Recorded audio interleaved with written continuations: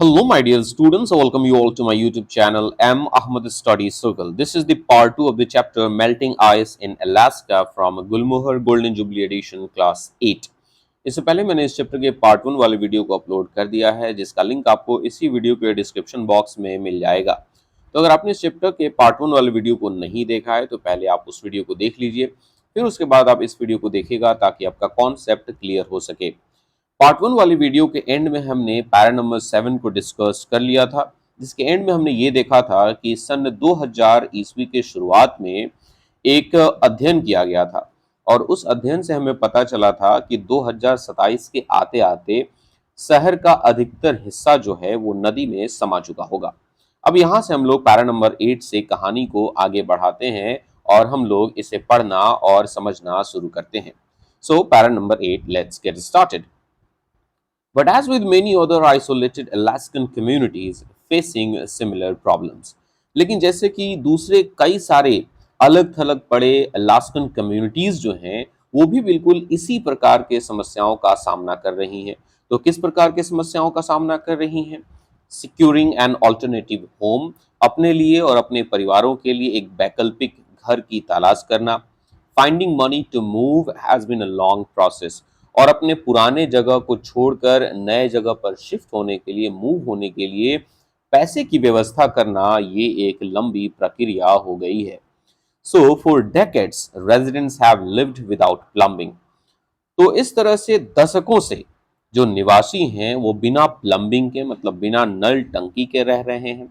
Instead gathering drinking water in jugs, बल्कि इसके बजाय उन्हें पीने के पानी को भी मग्स और जग्स में इकट्ठा करने पड़ते हैं, गैदर करने पड़ते हैं। The lack of proper sanitation has led to health problems, और उचित साफ सफाई की कमी के वजह से स्वास्थ्य संबंधी समस्याएं पैदा होने लगी हैं, स्पेशली अमंग इन्फेंट्स, खास करके नवजात बच्चों में, खास करके छोटे छोटे बच्चों में स्वास्थ्य संबंधी समस्याएं पैदा होने लगी हैं। In 2003, the government finally agreed to create the new village of Murtawik on higher ground. और फिर आखिरकार सन 2003 में सरकार जो है वो किसी ऊंची जगह पर एक नया गांव मर्टाविक बनाने के लिए सहमत हो जाती है, राजी हो जाती है। Since then, money has slowly come from the state and federal agencies to build roads, a community center, a landfill and a power station. और तभी से स्टेट और फेडरल एजेंसी से, राज्य से और संघीय एजेंसी, संघीय संस्थाओं से पैसा जो है वो धीरे धीरे आने लगा है, जिससे कि सड़कें, कम्युनिटी सेंटर, एक लैंडफिल और एक पावर स्टेशन बनाए जा सके। A water treatment plan will be finished in a few weeks and a new school will be up and running in November. बताया गया है कि एक वाटर ट्रीटमेंट प्लांट जो है वो आने वाले कुछ हफ्तों में बनकर तैयार हो जाएगा। वाटर ट्रीटमेंट प्लांट में हम पानी को क्या करते हैं, ट्रीट करते हैं, उसे प्योरीफाई करते हैं और उसे पीने लायक बनाते हैं। और फिर नवंबर में एक स्कूल जो है वो भी बनकर तैयार हो जाएगा और वो चलने की हालत में आ जाएगा, वो शुरू हो सकता है। और landing strip is also coming soon, और मटाविक में एक हवाई पट्टी भी बनने वाली है जो कि बहुत जल्द बनकर तैयार हो जाएगी, जिससे कि छोटे मोटे एयरक्राफ्ट, छोटे मोटे प्लेन्स वहां पर लैंड कर सके। But only about a third of the 60 or so new homes that are needed have been built. लेकिन वहां पर जरूरत के 60 या उससे अधिक नए घर बनाने की जरूरत है, लेकिन अभी इसका सिर्फ 1/3 घर ही बन सका है, मतलब 20 के आसपास ही अभी नए घर बन पाए हैं। They have electricity but don't yet have access to public water, और ये जो 20 के करीब, 20 के आसपास जो घर बने हैं, उन सभी के पास बिजली तो है, इलेक्ट्रिसिटी तो है, लेकिन उन्हें पब्लिक वाटर का एक्सेस नहीं है और सीवर सिस्टम ना ही उनके पास नालियों का जाल है, ना ही उनके पास सीवर सिस्टम है।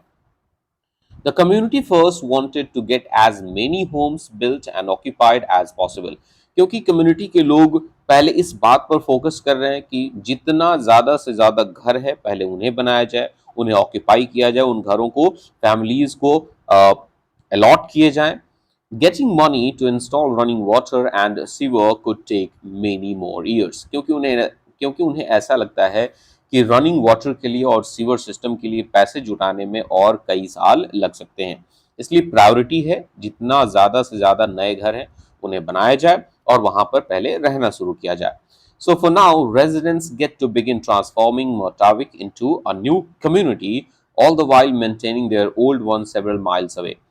तो इस तरह से अभी के लिए जो मटाविक में रहने वाले जो निवासी हैं, जो लोग हैं, उन्हें मटाविक को एक नए कम्युनिटी में ट्रांसफॉर्म करने की ज़रूरत है, उसे चेंज करने की ज़रूरत है.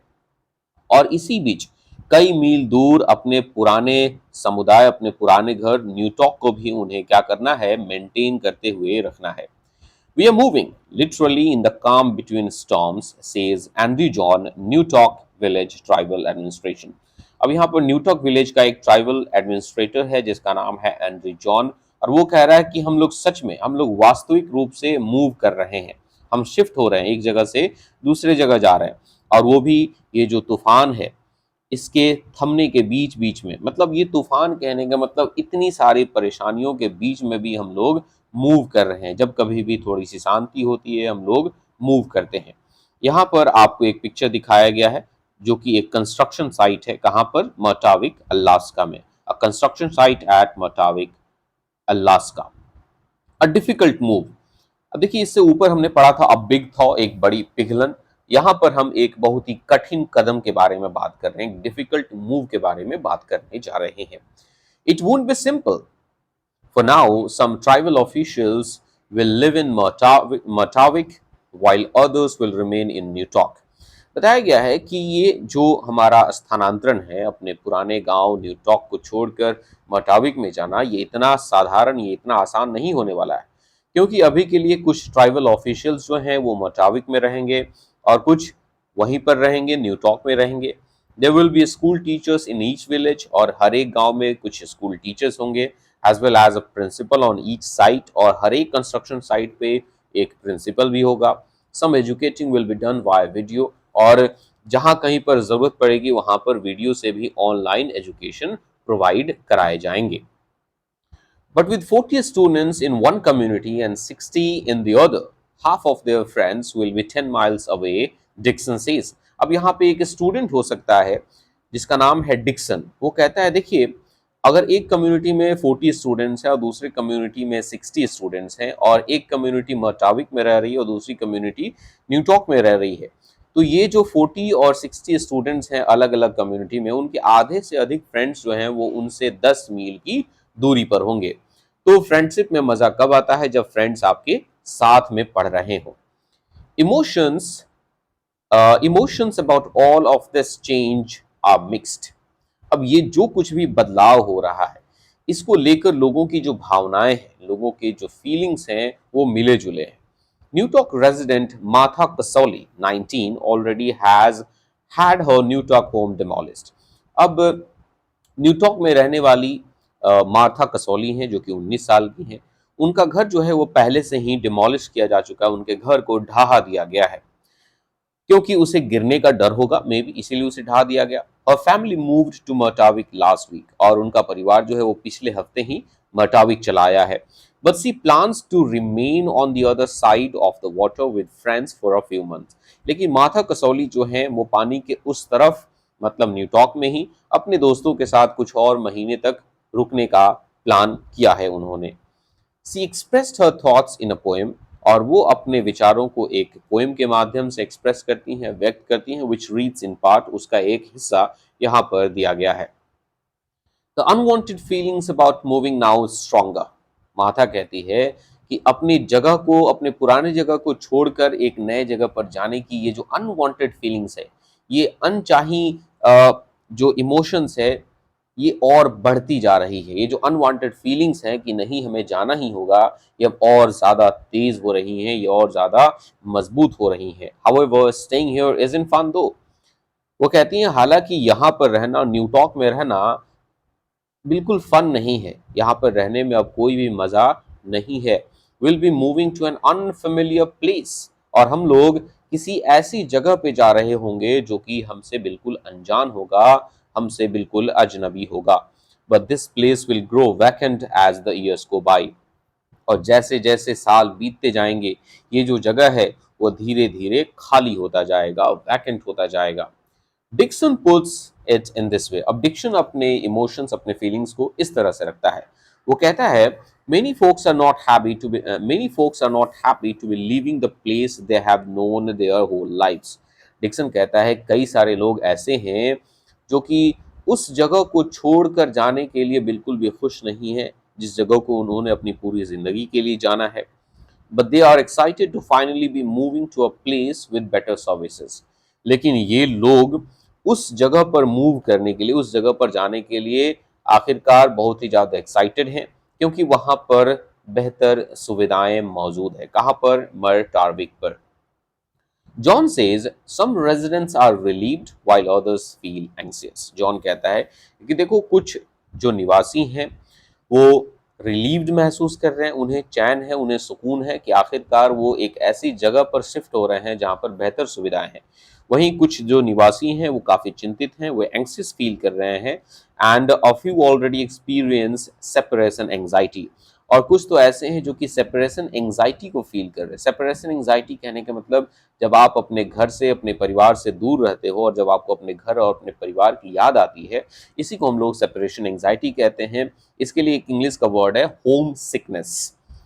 सम are too busy gathering food for winter to give it much thought. Dixon आगे ये बताता है और कुछ निवासी तो विंटर सीजन के लिए, जाड़े के लिए फूड इकट्ठा करने में, खाना जमा करने में इतने ज़्यादा व्यस्त हैं कि वो इस बारे में बिल्कुल सोच भी नहीं रहे हैं. The move might leave some residents a bit farther from traditional hunting grounds, but frankly, that is a small price to pay for the safety and security they will now have here, John says. John कहता है देखिए, हो सकता है कि इस स्थानांतरण की वजह से, इस मूवमेंट की वजह से कुछ रेजिडेंट्स जो हैं वो उनके ट्रेडिशनल हंटिंग ग्राउंड से दूर हो जाएं. मतलब जहां पर सालों साल से जिन्होंने शिकार किया है उस शिकार के मैदान से वे लोग अब दूर हो जाएंगे. लेकिन अगर स्पष्ट कहा जाए तो उनकी सुरक्षा के लिए, उनकी सिक्योरिटी के लिए जो प्राइस वो पे कर रहे हैं वो इसका एक छोटा सा हिस्सा है. I think as a people, our great attribute has been our ability to adapt. John कहता है कि एक समुदाय के तौर पर, एज अ पीपल कहने का मतलब कि एक समुदाय के तौर पर, एक समाज के तौर पर मुझे लगता है कि हमारी जो सबसे बेहतरीन क्वालिटी है, हमारा जो सबसे महान और सबसे बड़ा जो एट्रीब्यूट है, जो सबसे अच्छी क्वालिटी है, वो ये है कि हम किसी भी परिस्थिति में अपने आप को अडेप्ट कर लेते हैं, किसी भी परिस्थिति में अपने आप को ढाल लेते हैं. Our people have been flexible. और हमारे जो लोग रहे हैं वो काफ़ी फ्लेक्सिबल रहे हैं.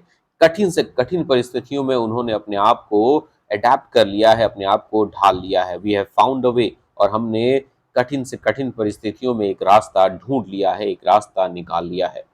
और as Kasauli sees it, our story is unfolding to a better ending.